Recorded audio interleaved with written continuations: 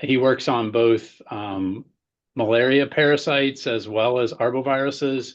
And he's also the co-director of the Rockies and High Plains Training and Evaluation Center, known as RaHPVEC, who's our closest neighbor in terms of the CDC-funded centers. And we have lots of common interests in controlling arboviral diseases, especially, as well as tick-borne diseases here in the U.S. So with that, I'll turn it over to you, Brian. Great. Thank you so much. And I'll pop that up.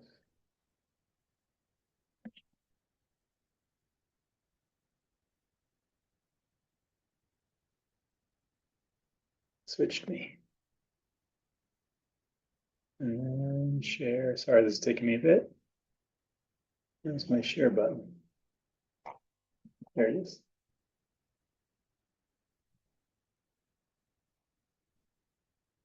Okay, everybody see that? Looks great. Great. Thanks again for inviting me, Chris. I'll be talking, everybody, and thanks all for joining. I appreciate it a lot.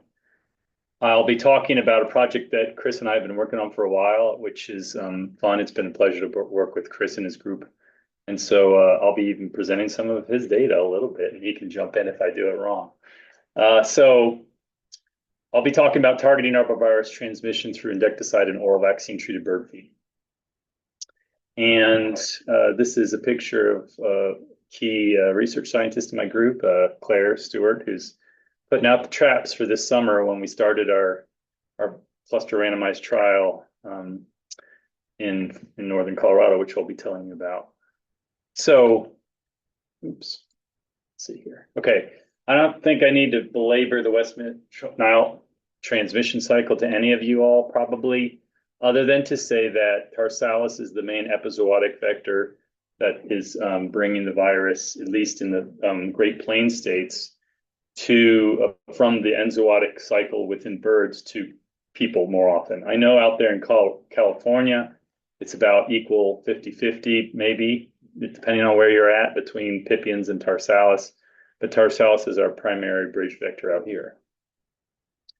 And this obligatory map from the CDC shows the annual incidence of West Nile neuroinvasive disease, which also kind of correlates with the amount of cases in the states. And you can see that the Great Plains are the key center of the disease incidence.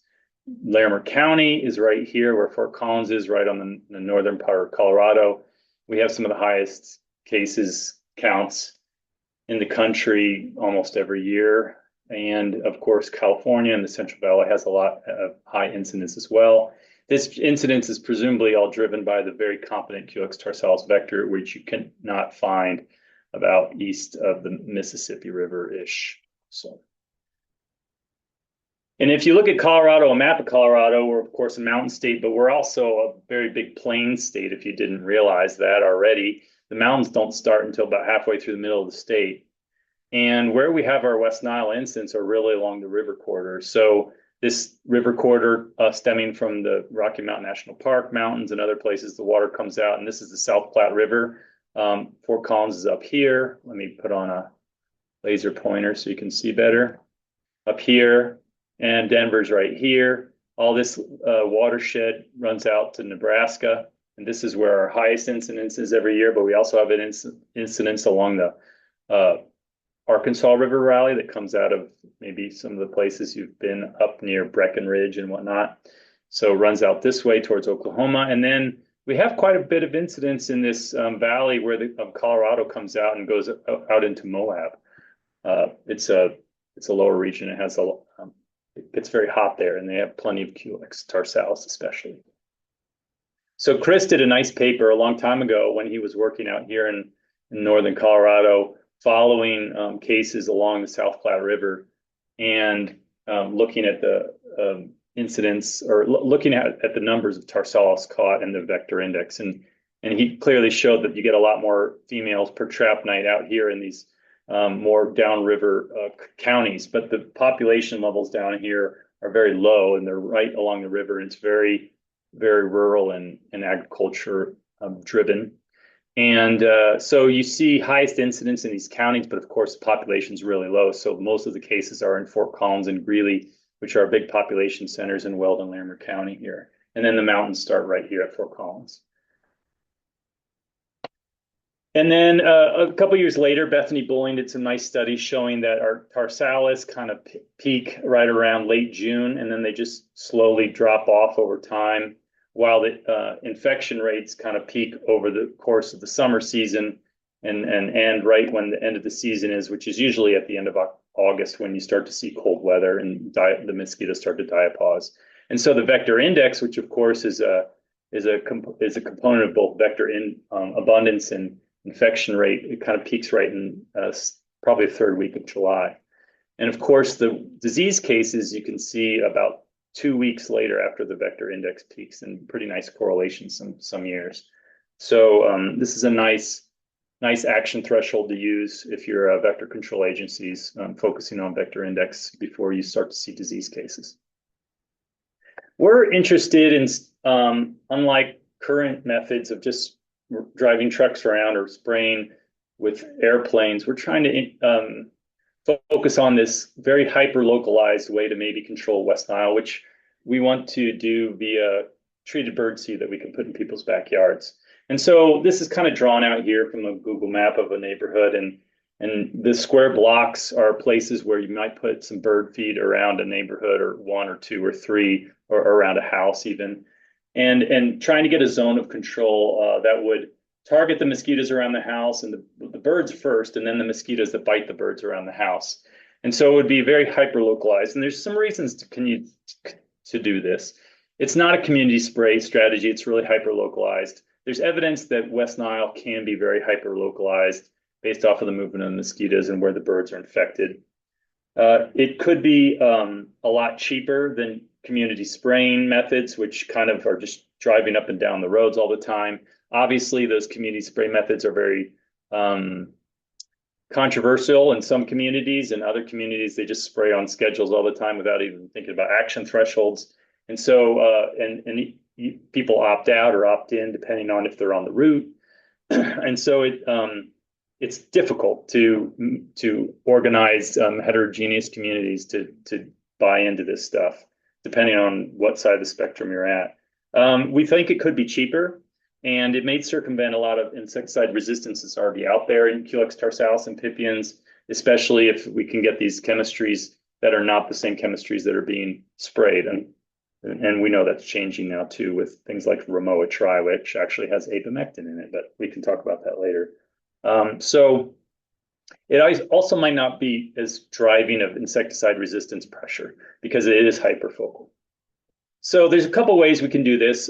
First of all, we propose to put in these feeders different bird seeds at the moment, but you could use also other bird targeted strategies. If you're targeting maybe robins or something, you could use suet cakes and other things like that. But right now we're kind of focused on seed and granivorous birds, so mostly passerines. And we're using whole millet and sunflower seeds in these strategies. And the first strategy is to use ivermectin or other insecticides and kind of bind it to the seeds so that you're treating the birds with these insecticides. If you're not familiar with these, you probably give them to your dog in heartworm pills.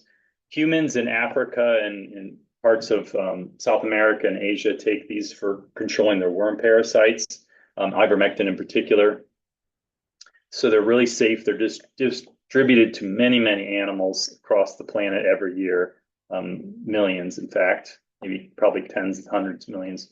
And the main thing about these drugs is that they not only kill parasitic worms, but they can be lethal to certain species in genera of mosquitoes. We found, and I'll show you later, that they're fairly lethal to Culex tarsalis mosquito. And I show a big X here showing that we're going to kill the mosquitoes that bite these treated birds via these bird feeders. And this is true, but the point here is not that we're trying to reduce the total overall population of mosquitoes. We don't think that this strategy would do that. It wouldn't be a population suppression strategy. It would be that there's enough blood meals out there that are lethal to the mosquitoes that their increasing probability as they get older and bite more and more birds will have an increasing chance that they'll bite a lethal blood meal and die before they become very old when they have a high probability of being infectious. So hopefully we're more targeting the old females and not just all the mosquitoes out there and driving insecticide resistance against ivermectin or other insecticides. Another strategy, which I'll briefly touch on, is using vaccines. The same idea with birdseed, but maybe you could put a special vaccine on the seed.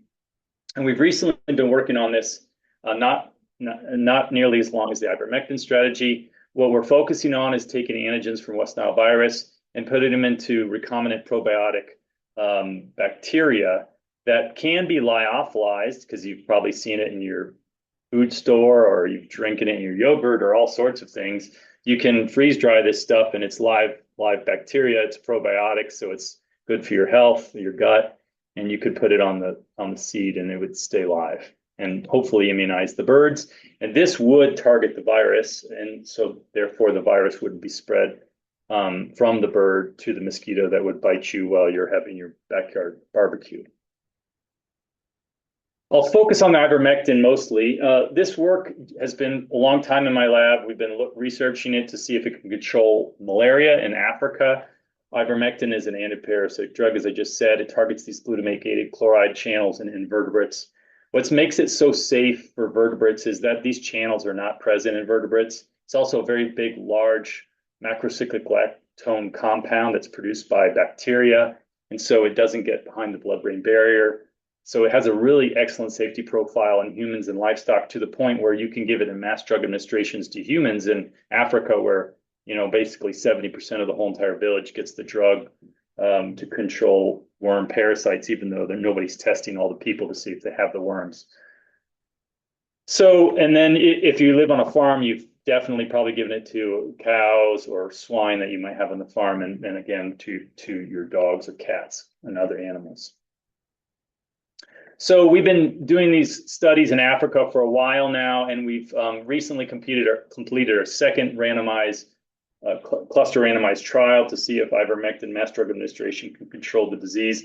The general idea is that the adults and teenagers who get it will be bitten and have lethal drug in their system if they're taking the drug repeatedly, and maybe it'll kill enough Anopheles mosquitoes that you'll prevent enough transmission to the children that you'll just start to see less disease. Children have the most effect from getting malaria parasites, and they get the most disease. They haven't developed immunity like the adults and the teenagers.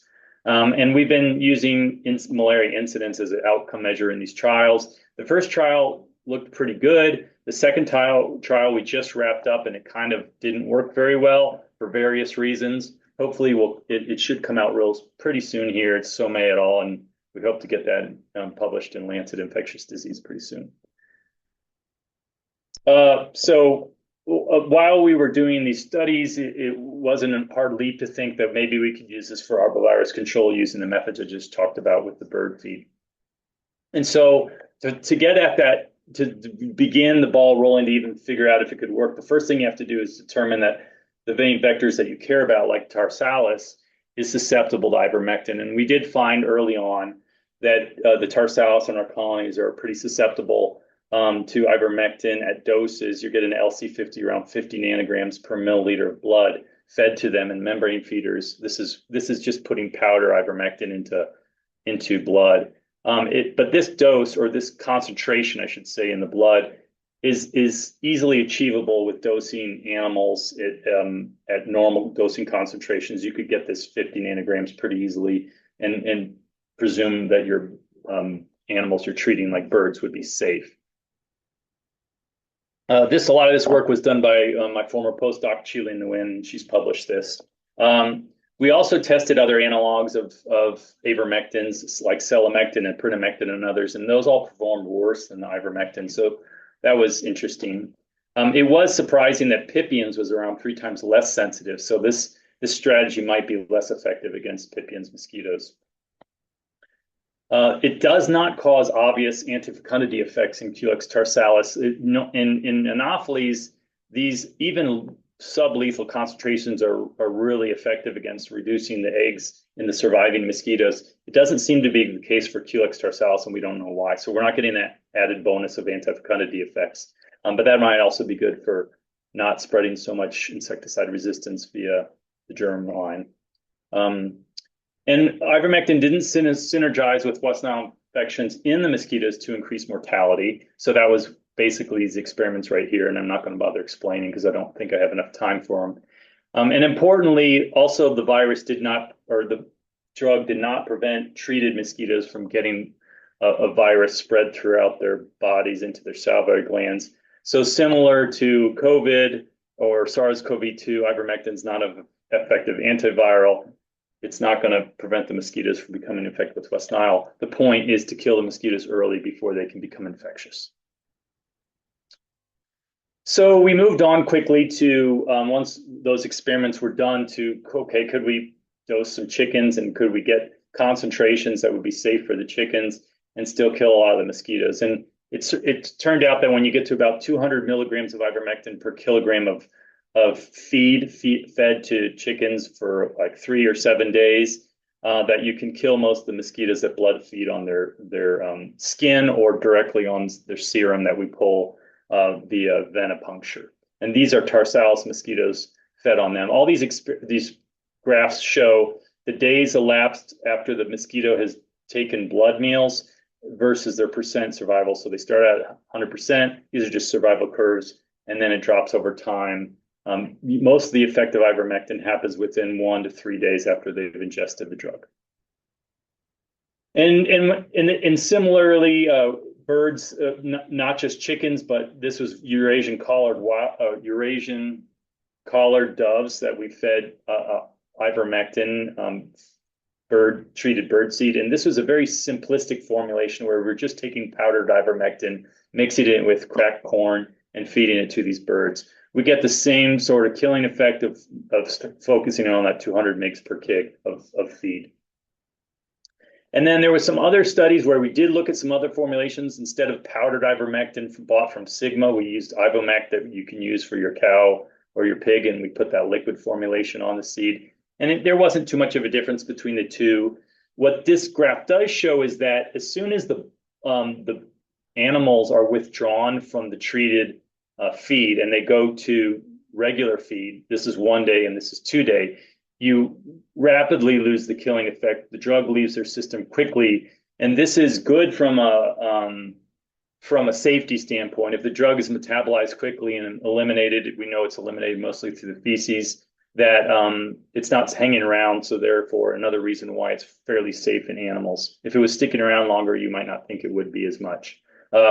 However, this does cause problems because the birds kind of need to constantly feed only have 1 day skipping if they're out in the field to keep a dose that would increase the probability that the Tarsalis or even pipiens maybe might bite them and get a treated blood meal.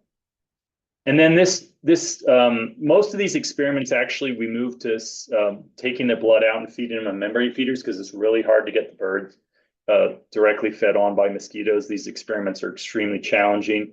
And so we typically do these serum replacement experiments, and they mirror mostly the direct feed experiments.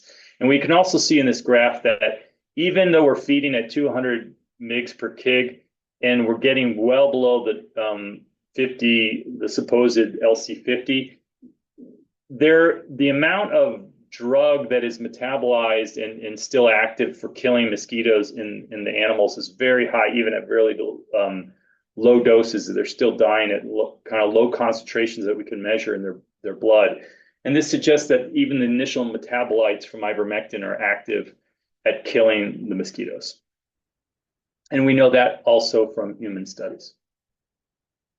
So like I said, this is a really safe procedure as far as we could tell so far. We're not really seeing adverse events too often. So these are birds early on fed with that very simplistic formulation. They ate normally, they gained weight normally, and we did not see observable gross pathology or histopathology at necropsy in any of these studies.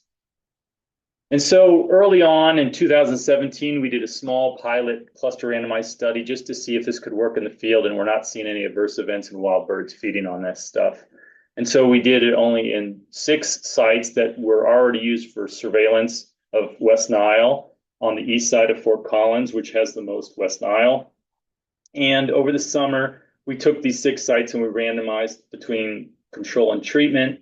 And we replaced the feed every day in the feeders, and we gave them that 200 mg per kg of feed. And and monitored some indices. So this is how we set it up. We had a bird feeder and we had mosquito traps kind of set at 50 meters or so in a circle around the bird feeder. And we didn't see a whole lot of effect on abundance of tarsalis, and we didn't think we would. But we did see some modest kind of, this is too small for any stats, but some modest effect. 3 pools were positive in the control sites and only 1 in the ivermectin site, suggesting there might be effect against vector index. And it gave us a chance to be able to think about this in a larger study with a more prepared and modulated formulation.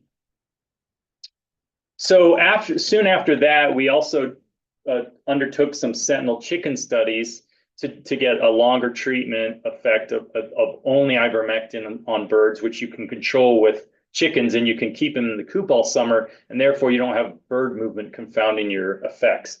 And I'm going to present you Karen Holcomb's data that she published with Chris and did this in Davis, while we also did this in Fort Collins.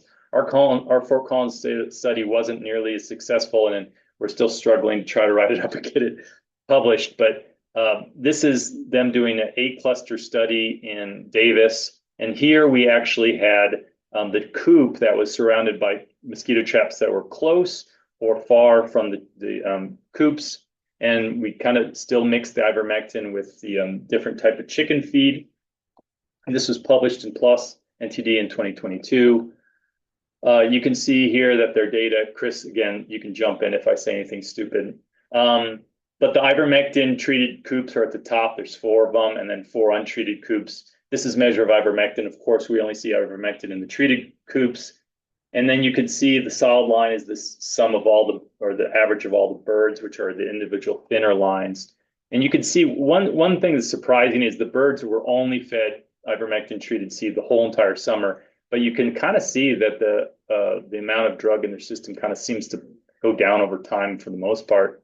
And maybe this is about their body adapting to ivermectin. It might be, I think Chris was hypothesizing that the owners of the chickens were giving them some food supplements outside of the feed. I don't know. But nonetheless, they were treated on this treated feed for around 2 months. And we still saw no difference in mean weights or any sort of distinct differential growth pathology or histopath findings. So showing that it was free of adverse events and probably pretty safe. And intriguingly, we saw that the ivermectin-treated flocks seroconverted less against West Nile compared to the untreated flocks. Of course, chickens are used as sentinels. They don't get enough viremia to transmit the virus onward to mosquitoes, but we did see that their seroconversion rates in Davis were less. And so this gave us really good data to kind of move forward with and write a grant to try to get big funding for this. And so we did. And we were lucky enough to get an R01 that we're in our last year now. And the main point of this R01 is to develop a really nice formulation of ivermectin-treated seed that's stable in the field and that could potentially be used by people that could eventually use it if we can prove it works, and to see if we can get zones of control around the houses if we can do these cluster randomized trials in our field sites. So in general, the idea is to kind of make a formulation that binds the drug on the seed, feed it to a lot of different types of birds, and do those typical survival experiments of the mosquitoes that feed on the serum from the birds. And this is myself working, Greg Ebel's part of our group, Chris and Lisa Tell at UC Davis. Brady Clapsaddle at TDA Research is the key chemist, and this is kind of a chemistry company that are working on the treated seed. And we were working a lot with Nick Komar when he was at the CDC, but now he's enjoying his retirement. In addition, we got halfway through the grant, we put in for a supplemental grant about that recombinant probiotic bacteria vaccine with a lab that works next to me here in CVID that do vaccine stuff, the Dean Villander lab, and I'll tell you about that at the end of this talk. This is Greg Dean and Allison Villander, who are kind of vaccinologists.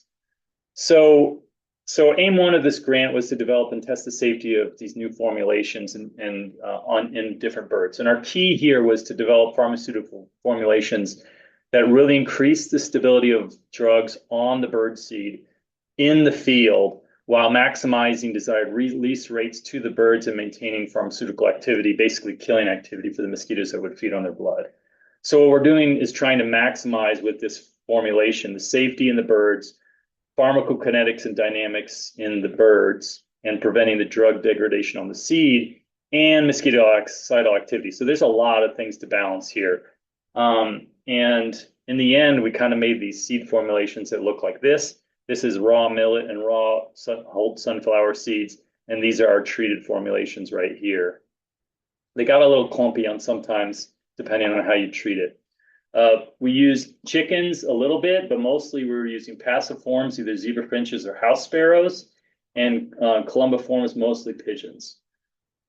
And again, we were doing these blood feeding experiments, and we'd also look at how the ivermectin was stable on the seed over time using various environmental exposures like solar exposure. So I'll show you some of these graphs. Left is the millet, right is the sunflower.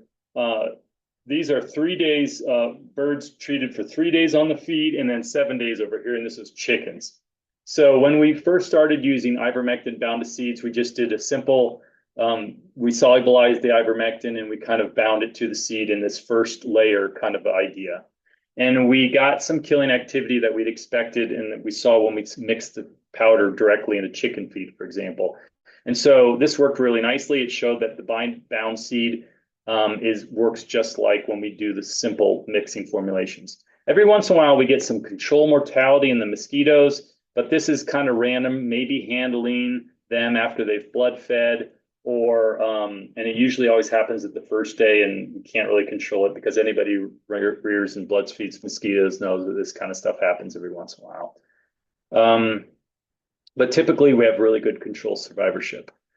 So it didn't matter if the birds fed on the diet for 3 days or fed on it for 7 days. You kind of get about the same killing effect against the mosquitoes.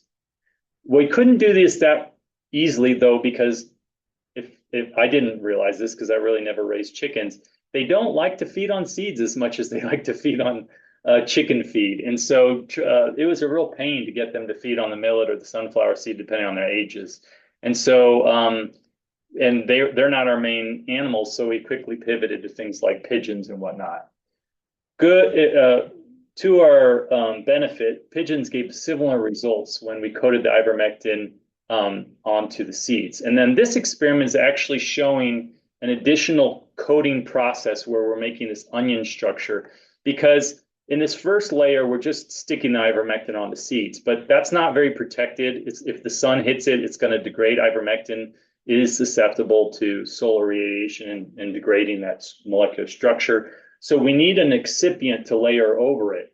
Well, fortunately, everybody who takes any pills at all are very familiar with these excipients that are put on our typical pills. Like if you take Advil, it typically has like a coating on it that helps you not only taste the bitter Advil when you're ingesting it, but then it regulates release of the drug more in a more regulated fashion in your digestive system. And it can also protect it against environmental degradation. And so these excipients, sometimes they're proprietary, but some of them have very particular things that are added to them. And so here we have coated seeds in some of these feeds. So this is, again, mosquitoes fed on a membrane feeder that has sera from pigeons that was taken after they were dosed for 3 days or 7 days on the diet. And the coated seed has this overcoating excipient layer. And nicely, we don't see any sort of mosquitocidal effect differences when they fed on the coated seed compared to the uncoated seed, same with the 7 days. And we can see their weight gain is similar across the groups. And then over here with the sunflower seeds, we saw about the same difference that we were seeing with the millet. There's no difference real there. It was harder to get ivermectin bound to the sunflower seeds because they're more oily and to maintain the exact concentration. But we still want to keep them because different sized birds take different seeds, and we want to target more than just teeny weeny birds. But we can see down here, we actually fed pipiens on the blood from the chickens, or sorry, from the pigeons this time. This is Culex pipiens. And you can see here how they're much less sensitive to the mosquitocidal blood compared to the tarsalis mosquitoes. And again, average weight gain is similar. Okay, so these are some of the experiments that our colleagues at TDA would do on these treated seed formulations. So this is a sun exposure test. They were basically putting these batches of treated seed up on their roof in the blazing Colorado sun in the summer that would come through the glass vial and look at the degradation of ivermectin on the millet. And so you can see here that just looking at the pure ivermectin, it would degrade by 25% in a week and more than 50% over 2 weeks. But when it was bound to seed and then overcoated with the excipient formulation, you could see in the blue lines here, you could see much less degradation over time compared to those other controls. And so this shows that the excipient is protecting the ivermectin over time. And what we're really trying to go for here is if we put these bird feeders out in the field, from our previous tests, we know we don't want to be changing out that bird feed any more than once a week. That's probably the maximum we could do if we ever got this in a commercial production where we could expect maybe the homeowners to change out the feed once a week. And a backyard flock of birds around, depending on where they live, might feed through a whole feeder within a week. But any more than that, and it's too much. So we're really going for this minimal degradation over a week out in the field. So we moved on to zebra finches, the smallest bird yet.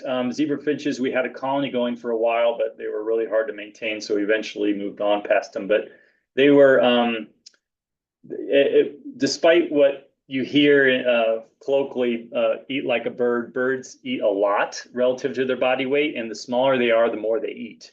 And when we first started using zebra finches with that 200 mg per kg, and we were using the uncoated stuff, we started, for the very first time, we saw some adverse events. We saw lethargy and ataxia, suggesting that these birds, enough ivermectin was getting into past their blood-brain barrier and causing some typical neurotoxic effects that we might expect with ivermectin or with a dose. So we stopped that experiment, but then we moved on to coated seeds, which should have that regulated release. And we went down to lower than 100 mg per kg, and we saw then no effects on the zebra finches again. And this blood that was at these 50 or 100 mg per kg was again lethal to Culex tarsalis. So here's the more survival curves. Here's the feeding. Here's when they fed on 100 mg per kg of coated or uncoated. And what you can see here, surprisingly, at least with the zebra finches, is that the coated, the amount of ivermectin in the serum on the y-axis for the coated millet was a lot less compared to the uncoated. So the uncoated, not having that regulated excipient, is kind of spiking ivermectin in their blood system compared to the slow release that is afforded to the excipient. And then surprisingly, the birds fed more on the coated product, maybe because they didn't taste the bitterness of the ivermectin. And so we wanted to move to wild sparrows because these are our main birds in a lot of the eastern plain areas as well, and they're also small passerines. They are still about 2 times larger than zebra finches. And so we stuck with that 100 milligrams per kg, and we used coated seed, and we got the same kind of effects that we see. Although unfortunately in this experiment, we had a lot of control mortality with the Culex tarsalis. Again, same kind of intake data and amount of ivermectin in the serum, although it wasn't as pronounced in the sparrows. So ultimately, we settle on this coated seed and this 100 mg per kg that we thought would be safe for all types of birds. And to do all this kind of stuff, we did a lot of quantification of ivermectin on bird sera and in tissues using HPLC fluorescence, and eventually LC-MS, working between Qilin, Michelle Savarin, Claire, and Lisa Tell over at UC Davis. So this is our workflow for determining ivermectin after the birds have fed. So we had to eventually make FDA investigational new animal drug packet that we could then use to plan for this specific trial in this summer and next summer. And so this is what we ultimately did. We tested sparrows, finches, and pigeons, and we sent to the FDA. We had really high mortality on all the mosquitoes that fed on their sera. We recorded the mean plasma, and of course, it's different in these different birds depending on the type, the amount of consumption they have, and their own physiology about how they deal with ivermectin. All their clinical scores were no different compared to non-treated birds, and they all didn't have any pathologies that we observed. So we decided to go ultimately in the field with this 100 mg of ivermectin per kg of seed with excipient coating. Aim 2, I'll briefly touch on, was done mainly by Karen and Chris. And this is a lot of fancy math that I don't really understand much, but it's basically I think it's an SIR kind of adapted model. And the modeling here was designed to kind of figure out what the best way to put these feeders into the field and to inform our field strategy when we go into the field to see if this thing actually works. And at the time, we had this great idea that we were going to treat whole entire neighborhoods, which I'll talk to you about in a second. But I think the main thing about these data and this models is shows both intuitive and non-intuitive data. The intuitive data is that the more treated lots you get in a neighborhood, the better effect you're going to have against changing the total number of infectious mosquitoes out there. And that the number of bird visits that increase, or the longer half-life of ivermectin in bird blood, is also going to increase the probability of reducing transmission. The non-intuitive stuff was that it didn't matter if you placed treated lots next to each other in a contiguous fashion or kind of non-contiguously, you got about the same effect. And that also it's important to know that you don't necessarily need to target only competent birds for West Nile, because it's all about getting a number of treated blood meals into the vector species you care about, Tarsalis or pipiens. And so if you could treat a lot of doves, if they're the main blood meal sources of the mosquitoes, then that is fine too, and they're not very competent hosts for West Nile. So, and that's what these data show right here. So I hope I didn't skip it too quick, Chris, but that's all I'm giving you for your papers that were really nice and well done, especially by Karen. So in Aim 3, we performed some parallel cluster randomized trials, and we want to do these both in California and Colorado to kind of replicate the trials, not perfectly, but most of the methods, and see if we can start showing that this might truly work. And this was done in at least my group by a lot of great people, including Claire, Stuart, I already told you about, Michelle Savrin, some students like Jackson, Tim Burton, Greg Pugh, and others that really helped a lot with this work. And so our main idea here was to enroll clusters around the region, randomize them to treatment and control, deploy arrays of feeders or an untreated and treated seed in them, and collect mosquitoes. And the primary outcomes would be vector abundance, infection rates, and of course, the product of those two, the vector index. And so we had this idea that we do something like this, or even this neighborhood over here where all the people in this cul-de-sac would be treated and they all agree to be participants, or we take a whole park like this is shown and have like 6 bird feeders all around it and measure mosquitoes in there for a single cluster. But unfortunately, reality in the field, in field trials, bites. I've noticed this in our Africa trials too. It's really hard to do everything that a model might show or just what you dream of, because there's so much work to do, so much cost and everything. And the biggest thing we found out is that if we did something like this, where we treated a whole entire park and had many clusters, and you kind of need around 20 clusters for a trial to even start to see some power. We're talking about 6 feeders times about 1.36 kgs for even just a little column feeder, 20 clusters, 6 weeks, 2 sites, Colorado and California. We're talking about 2,000 kilograms of treated feed with 2 kgs of ivermectin on that and a lot of excipient coating. That's a ton of money. I don't know where you store that much feed or how you make that an R01 project. For context, if you're thinking about 2,000 kigs, you're talking about the size of a white rhino or a car. And to just make that amount of seed and to do it in a economical fashion under R01 is almost impossible. So we really had to back off and say, okay, we're literally going to do clusters as a single household, sadly, because now mosquito and bird movement could really affect us, but that's all we can do.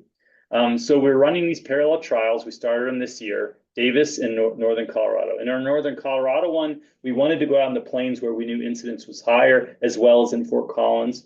And so we kind of had a mix of Fort Collins and Greeley City areas, suburban areas, as well as small towns on the plains.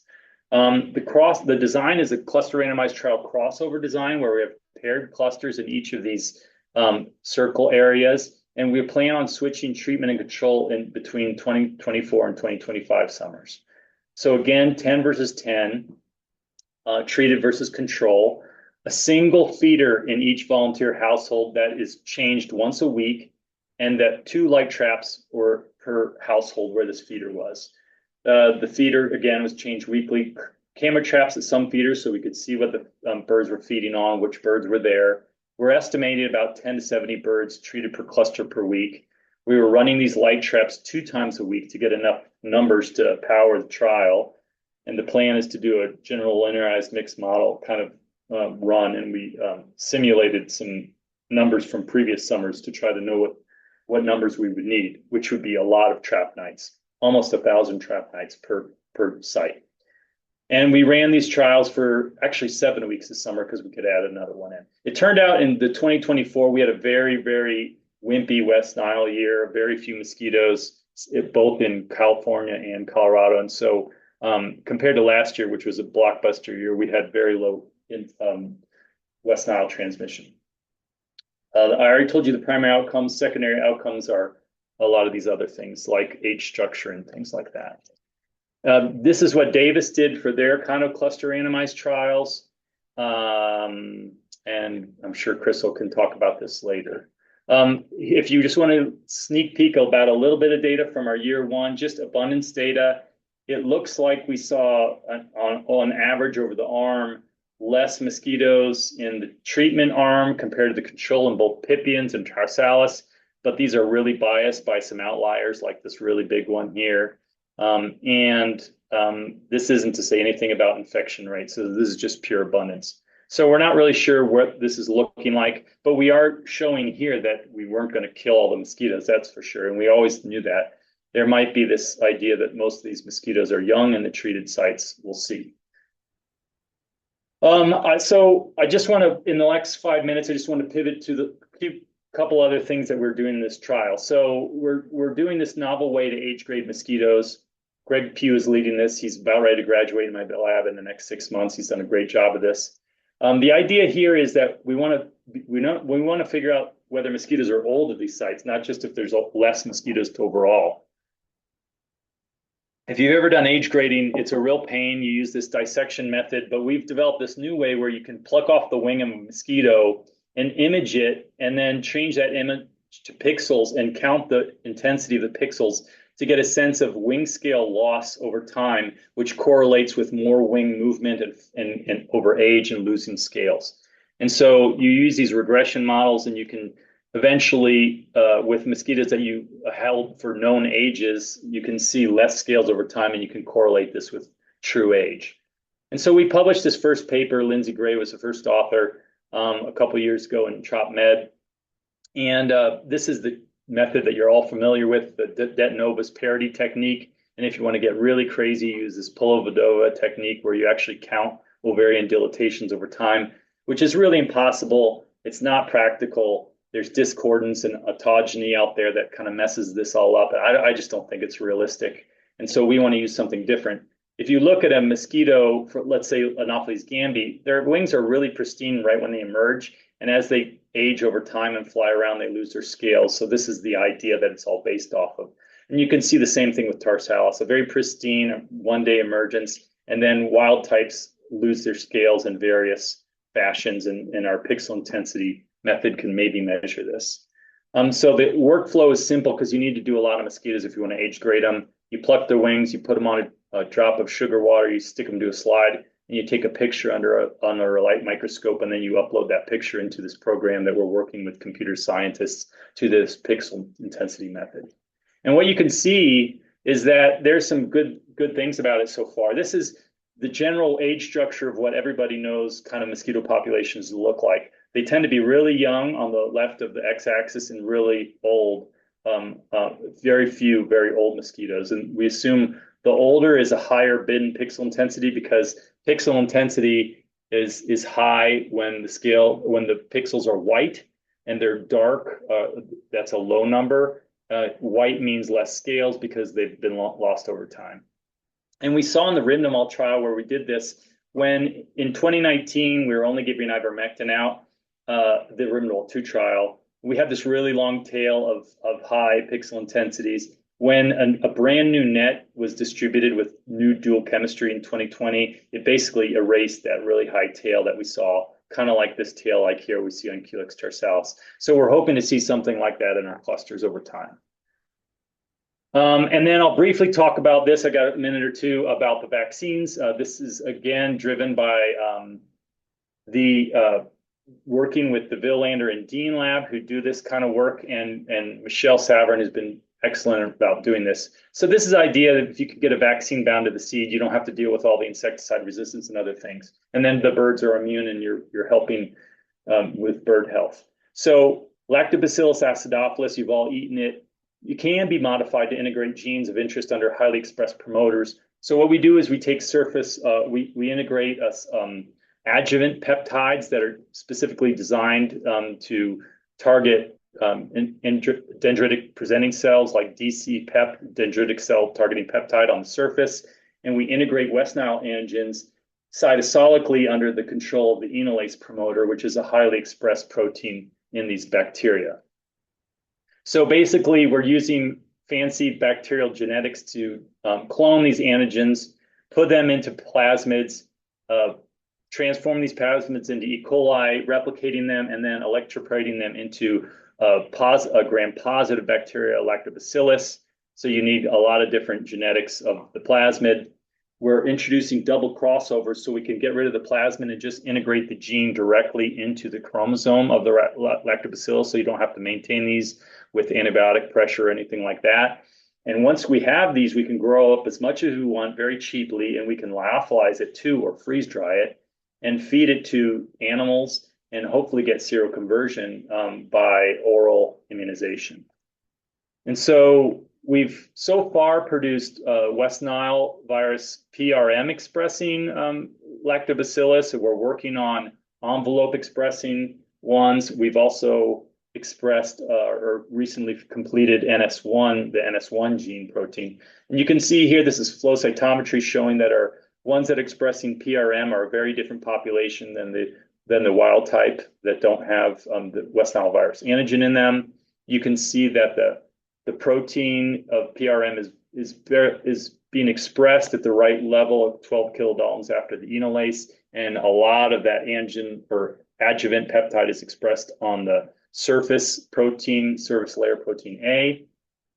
We did do some immunization experiments with chickens with our PRM construct, and we can see that there are more PRM specific cells in the bird's splenocytes that are producing IgY antibody against the antigen, and equally compared to an immunization with the horse vaccine that you give to horses called West Nile virus innovator. So this is a parental administration via needle.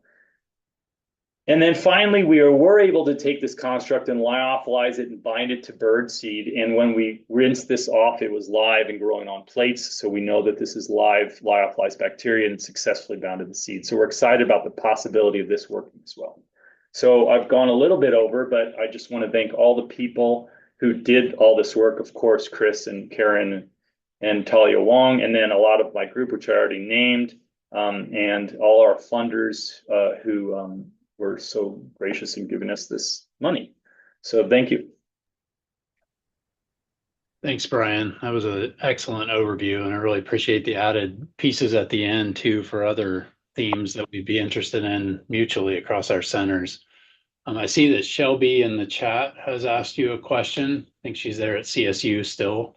Oh, Um, she's asking about targeting this strategy and saying, do you think that it would be more worthwhile as an outbreak reduction strategy given the cost that it's relatively expensive for the bird feed, basically having a stockpile at the ready when a year is rough?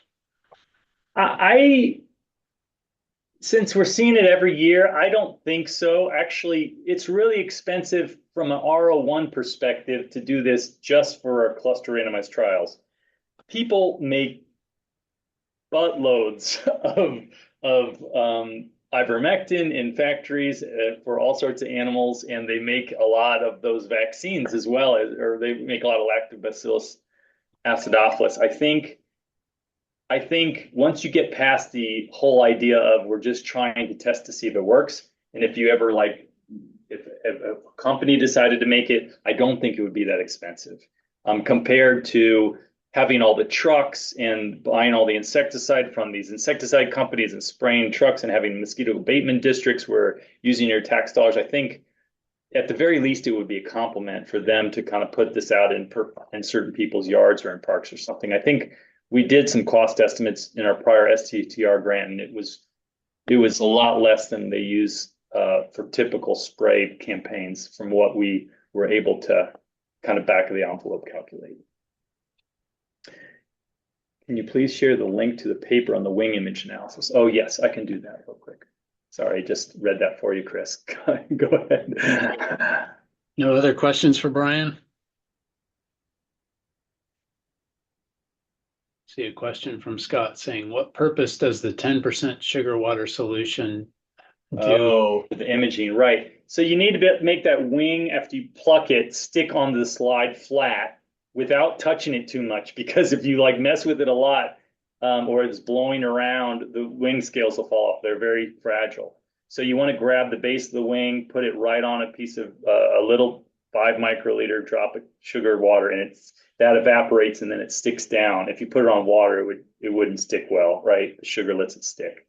So it's just a way to quickly get it on there and dry off and stick onto the slides until you're ready to image under a microscope. Thanks for the question. Casey asks, would you expect bird populations to do better over time given this kind of ectoparasite control? I do. Their birds have a lot of ectoparasites, and not just ectoparasites. They have a lot of worms inside their bodies that are parasitic worms from all the vectors that are biting them, including ceratobagonians and stuff. I think ivermectin would deworm them, and it might get rid of a lot of those ectoparasites. You should have a healthier bird population as long as you were balancing the safety of the ivermectin when they're consuming it all the time, which I think we've done that so far, at least. And the one thing I'll say from our chicken study with Karen Holcomb is in the necropsies at the end of the season, surprisingly, there were a small number of worms in the chickens fed ivermectin every day as well. So it's kind of an unexpected finding, but it's not significantly different from the others. Yeah. Tara's asking, have you noticed if the adult mosquitoes lose scales while banging around in traps? Yes, they do. And the thing about that is that we think for at least our trials in Africa and even here, it's a relative comparison, right? If you're trying to use this technique to say, we know this mosquito is exactly 10 days old because we have this model and it fits and interpolates directly at this pixel intensity, I think that there's going to be some, that's not going to be very precise. But if you're saying, I collected these mosquitoes from a treatment site versus a control site, no matter how much you mess them up or bang them around and lose scales and don't get the perfect age, you're getting a relative measure between your treatment site to your control site. And I think that's where it can be very effective and maybe more effective.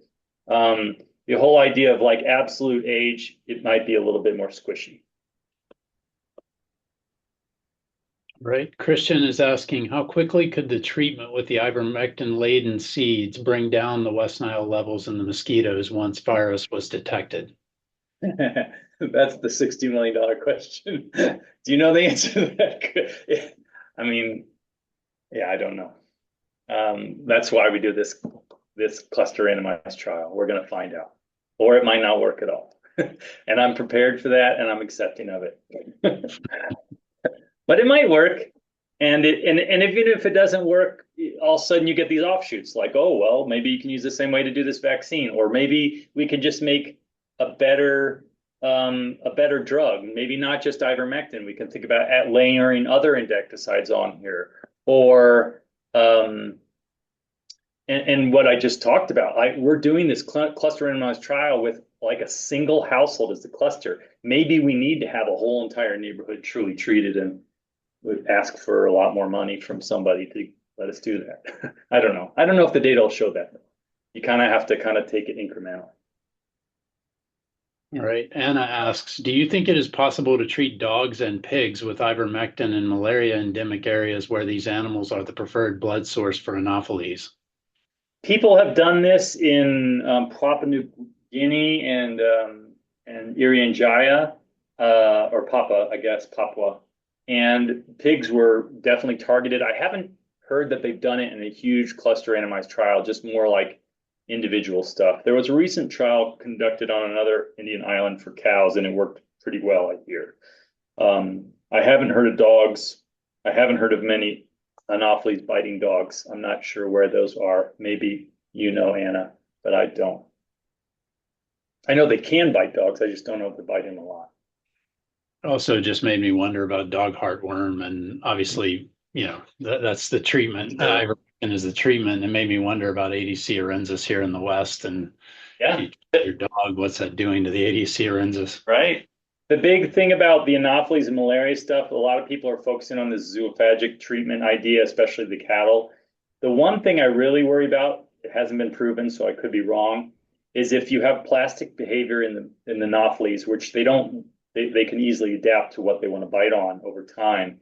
If you're killing all the cow biting ones, which the cows are not possible reservoirs for malaria, are you going to push them all to start biting people? And that would actually counteract your treatment. I don't know if that's true, but I worry about it. Oh, Sao Tome. Okay, that's interesting. Dogs are being bitten in Sao Tome. Okay. Thanks for the question. All right. Anyone else? Feel free to unmute yourself as well if you prefer. See one more from Christian. Is there potential of ivermectin resistance development?